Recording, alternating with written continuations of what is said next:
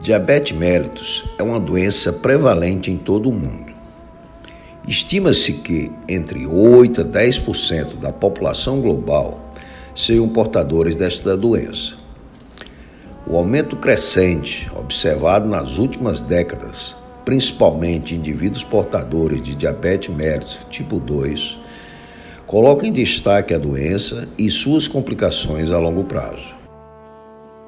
Considerando que a diabetes mellitus é uma doença inflamatória vascular, as funções de órgãos vitais poderão estar comprometidas. Quando o leito macrovascular, onde artérias de pequeno e médio calibre são lesionadas, a insuficiência coronariana aumenta a frequência de infarto agudo do miocárdio e insuficiência cardíaca congestiva em pelo menos 65% dos casos, principalmente observado em idosos. As alterações cardiovasculares são frequentes causas de óbito. Episódios de acidentes vasculares cerebrais também contribuem para esta morbidade. A insuficiência vascular periférica leva à hipoperfusão de membros inferiores, implicando no difícil manuseio de úlceras isquêmicas, infecções secundárias, risco de amputações, que causam incapacidade funcional e interferem diretamente na qualidade de vida desses indivíduos. No leito microvascular, o envolvimento estrutural dos capilares presentes na bainha neural, retina e glomérulos renais podem originar neuropatia, retinopatia e nefropatia. A nefropatia diabética é uma condição específica encontrada em pacientes portadores de diabetes mellitus. É caracterizada por albuminúria que deve ser comprovada em pelo menos 2 ocasiões no período de 6 meses, redução progressiva da função renal medida através da filtração glomerular, acompanhada comumente de hipertensão arterial. Esta entidade deve ser considerada como uma das mais graves complicações observadas em pacientes com diabetes mellitus tipo 1, entre 30% a 40%, e em diabetes mellitus tipo 2, entre 6% a 60% dos casos. Os mecanismos de lesão vascular são semelhantes. No entanto, podem haver algumas diferenças quanto à faixa etária mais acometida e o início das manifestações clínico-laboratoriais. A evolução desta condição é silenciosa e progressiva. Daí ser fundamental o diagnóstico precoce para que sejam tomadas medidas que possam interferir na progressão da doença. A identificação dos fatores de risco para perda de função renal e para outras comorbidades também determinam riscos de vida. Ao lado das complicações cardiovasculares, a nefropatia diabética tem relação direta com o prognóstico desses indivíduos.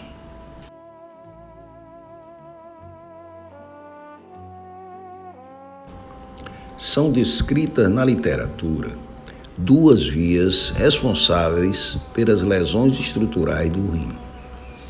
Uma via metabólica e outra dependente de alterações hemodinâmicas.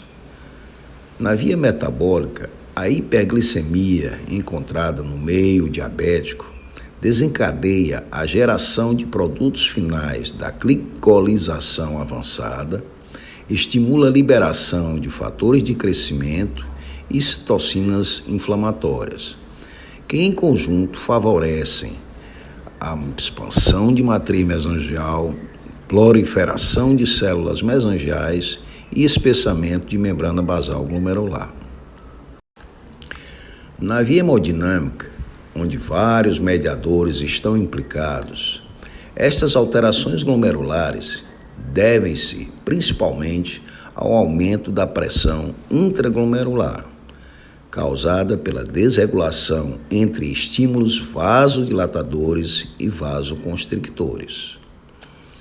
Baseado nestas alterações e do conhecimento que a angiotensina 2 contribui para a vasoconstricção em arteríola eferente e consequente aumento da pressão intraglomerular, drogas bloqueadoras da enzima conversora são amplamente utilizadas como proteção renal.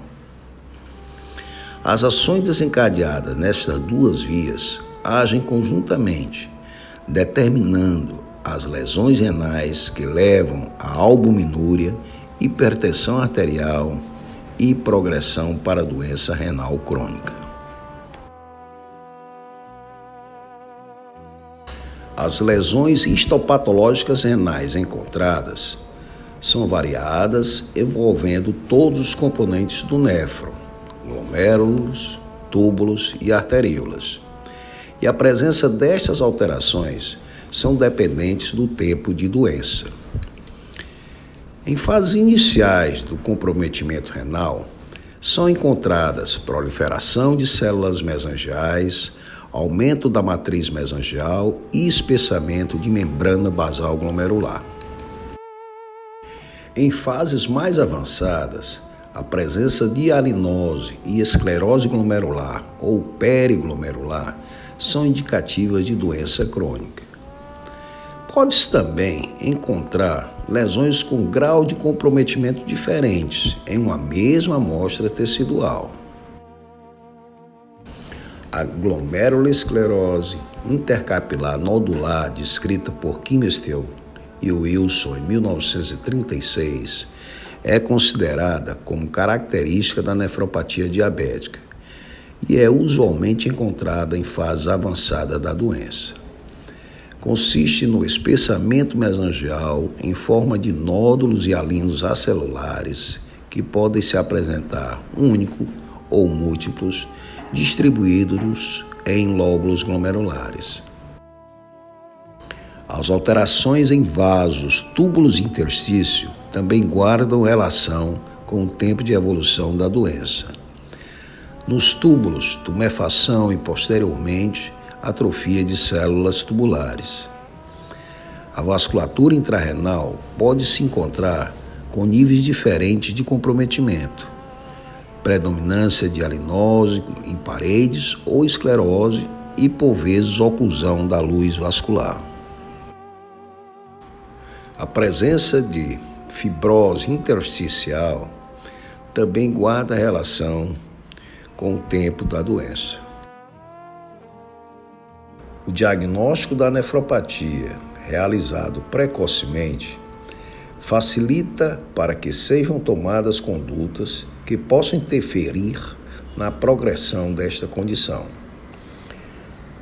Pelo seu comportamento silencioso, na maioria das vezes nenhum sintoma clínico chama a atenção, surgindo apenas em fases avançadas, quando as medidas de controle não são tão eficazes. Utiliza-se a dosagem da microalbuminúria como marcador de nefropatia. Se considera positivo se os valores estiverem acima de 30 e menor que 300 microgramas por minuto em urina de 24 horas. São pequenas quantidades de albumina que não são detectadas nos exames de urina rotineiramente empregados. A fita desses exames, do exame de urina de rotina, só detecta valores maiores que 200 miligramas, já na fase de macroalbuminúria, quando a nefropatia já está instalada. Também tem sido usada a dosagem de albumina e creatinina na urina. O índice encontrado da relação de albumina sobre creatinina tem correlação com os níveis de microalbuminúria. E ainda tem a vantagem de se utilizar uma única amostra de urina, não se correndo riscos de erros devido à coleta inadequada da urina de 24 horas. Este gráfico reproduz uma publicação de 1976 sobre a história natural da nefropatia diabética em pacientes com diabetes mellitus tipo 1. Aqui é mostrado os estágios desta condição de acordo com o comportamento da filtração glomerular ao longo dos anos. No início, no estágio de hiperfiltração devido à hiperglicemia, observa-se aumento da filtração glomerular de aproximadamente 20 a 30 ml por minuto. Quando a microalbuminúria é detectada, inicia-se uma perda lenta e gradual da função renal. Em estágios mais avançados de macroalbuminúria, a velocidade de perda da filtração glomerular praticamente triplica de valor. O tempo de duração destas fases é variável e depende de se o indivíduo é portador de diabetes mellitus tipo 1 ou tipo 2 e também da coexistência de fatores de risco que aceleram a progressão da doença renal. Em pacientes portadores de diabetes mellitus tipo 1, o estágio de macroalbuminúria com proteinúria ocorre tardiamente entre 10 a 18 anos. A elevação de creatinina surge entre 13 a 25 anos e pode evoluir para insuficiência renal crônica terminal e necessidade de diálise em 18 a 30 anos depois do início da hiperglicemia. Enquanto em portadores de diabetes mellitus tipo 2, a proteinúria pode estar ausente ou presente mesmo no início do diagnóstico da doença, com uma evolução para insuficiência renal crônica terminal variável. A retinopatia coexiste com a nefropatia em diabetes mellitus tipo 1, ocorrendo em torno de 2/3 dos casos em diabetes mellitus tipo 2.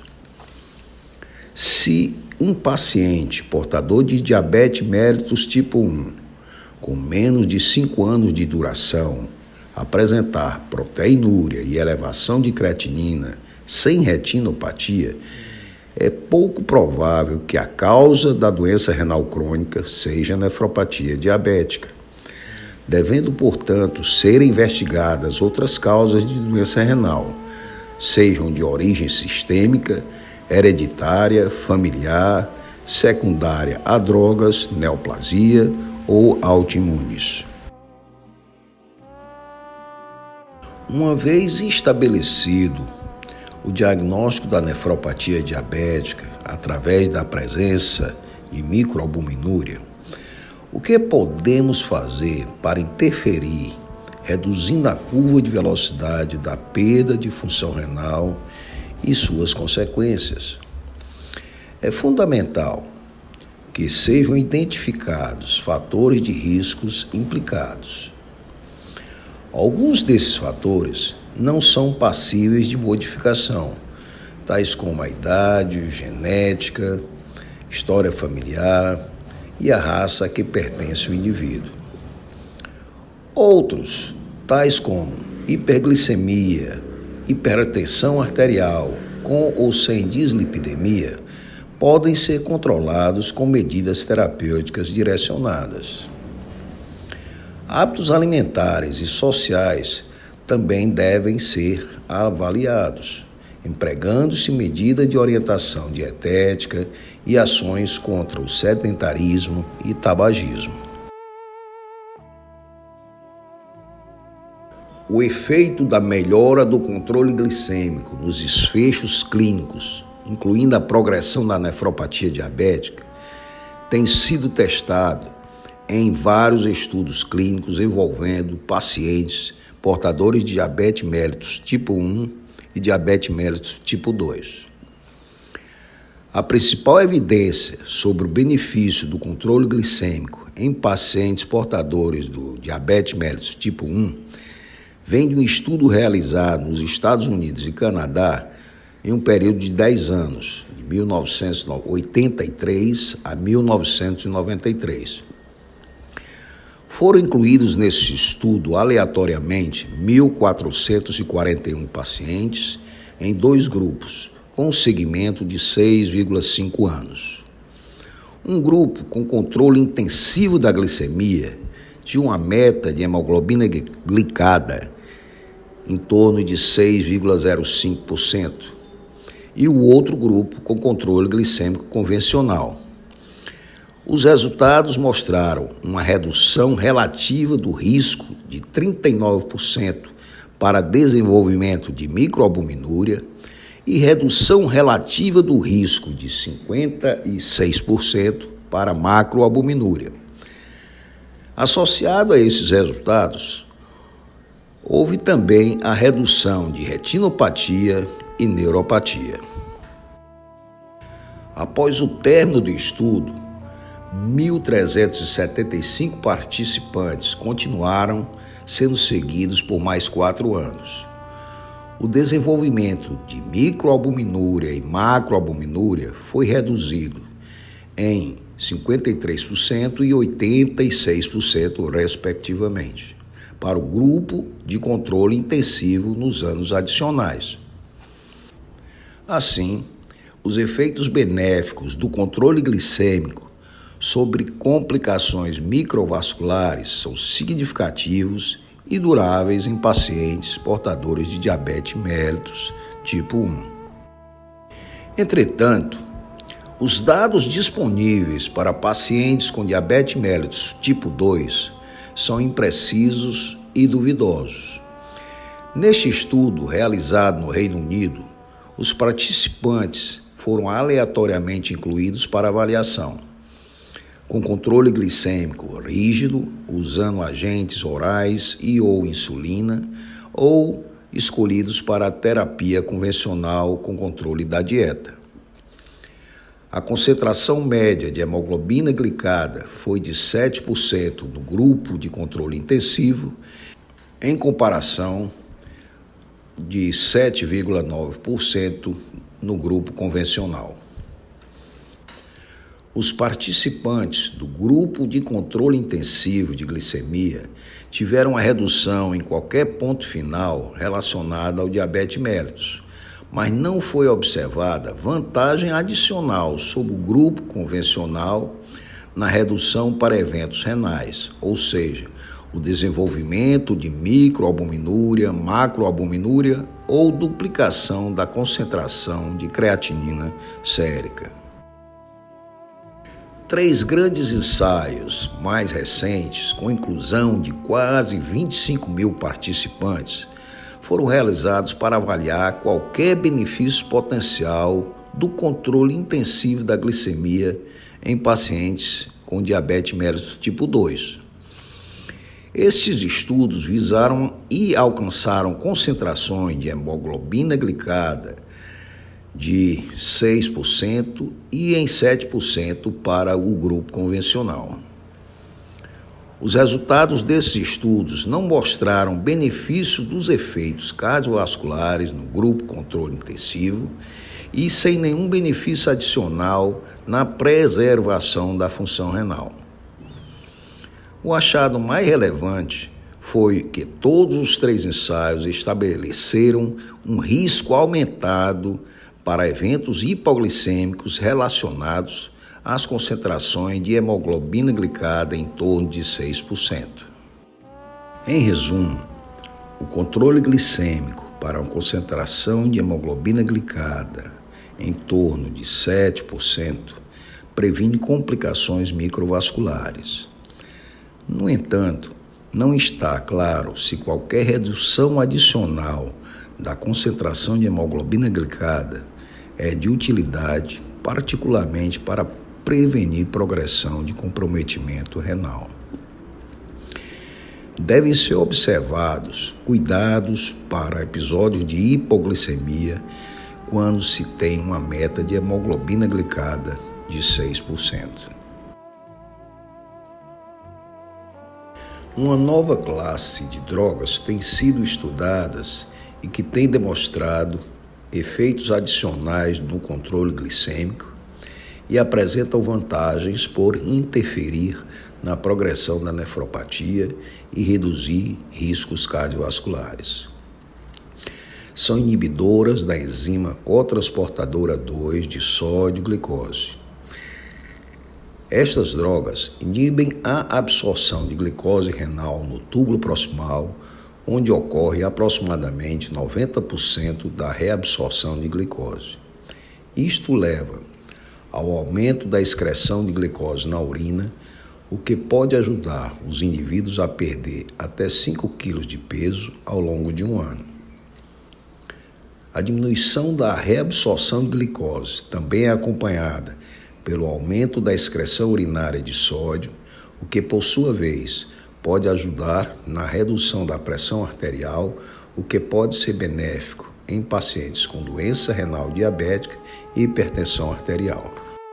Em recentes estudos multicêntricos, mostrou-se uma redução de 30% na probabilidade de que pacientes com diabetes mellitus tipo 2 e doença renal crônica progridam para a doença renal em estágio terminal.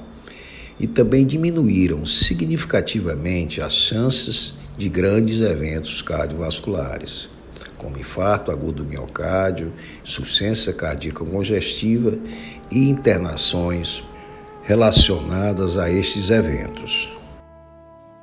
Hipertensão arterial é comum em pacientes portadores de diabetes mellitus e constitui um dos principais fatores de risco que influencia a progressão da nefropatia e surgimento de eventos cardiovasculares.